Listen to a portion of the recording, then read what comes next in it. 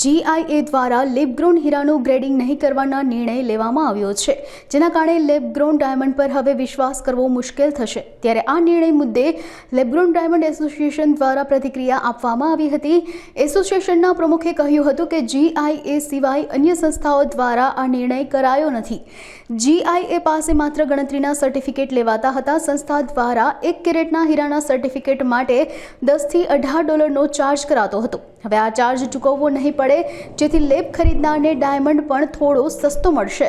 Babubhai Vaghani, lab-grown diamond association president, જે પ્રમાણે એમને વાત કરી છે કે અમે હવે સર્ટી નહીં આપીએ, તો એકચ્યુઅલી એ કંપનીનું સર્ટી અમારી પાસે 2-3% પોઈન્ટમાં જ હતા, જેથી કરીને ઇન્ડસ્ટ્રીના આખીની ઉપર અસર નહોતી। અને એ જે સર્ટી નહીં આપે તો કંઈક નવું વિચારશે, નહીં વિચારે તો આખી ઇન્ડસ્ટ્રીને કોઈ ફરક પડવાનો નથી। લેબગ્રોન ડાયમંડ ઇન્ડસ્ટ્રીયલ ખરેખર ખૂબ સારી રીતે હાલે છે। જે આવે કે ન આવે, ઇન્ડસ્ટ્રીયલને કોઈ ફરક પડતો નથી। અને એનાથી કદાચ ઇન્ડસ્ટ્રીયલને જે VIDBમાં ભાવ મૂકતા હતા કે આ ભાવ, તો એને સર્ટી નહીં આપે તો લોકો ભાવ નહીં મૂકે, નક્કી કરી શકશે કે મારા ₹100ના 100 જ લેવા છે, 100ના 60 કરી નાખતા હતા। ભાવ મૂકીને માલ બીજો હોય કે ઓલો હોય કે ખબર નથી, પણ ભાવ રોજ હું મારા ભાવ ઓછા મૂકું, તમે તમારા ભાવ ઓછા મૂકો, એવી રીતે માર્કેટને અસર બહુ પડતી હતી। તો આ રીતે જો સર્ટી નહીં આપે ને તો એને પછી અસર પણ નહીં પડે, તો અને એના હિસાબે ઇન્ડસ્ટ્રીયલ સારી મજબૂત થશે અને એનાથી ઇન્ડસ્ટ્રીયલને કોઈ ફરક નહીં પડે। અને લેબગ્રોન આવવાથી હજારો માણસોને રોજીરોટી મળે છે અને એનાથી ભારત સરકાર પણ ખુશ છે। મોદી દર વખતે કહે છે મેકિંગ ઇન્ડિયા, મોદી સાહેબનું સપનું ખરેખર સાકાર થયું છે અને ગુજરાતની જે પરિસ્થિતિ લેબગ્રોન ડાયમંડ આવવાથી લેબરમાં ખૂબ સારી છે।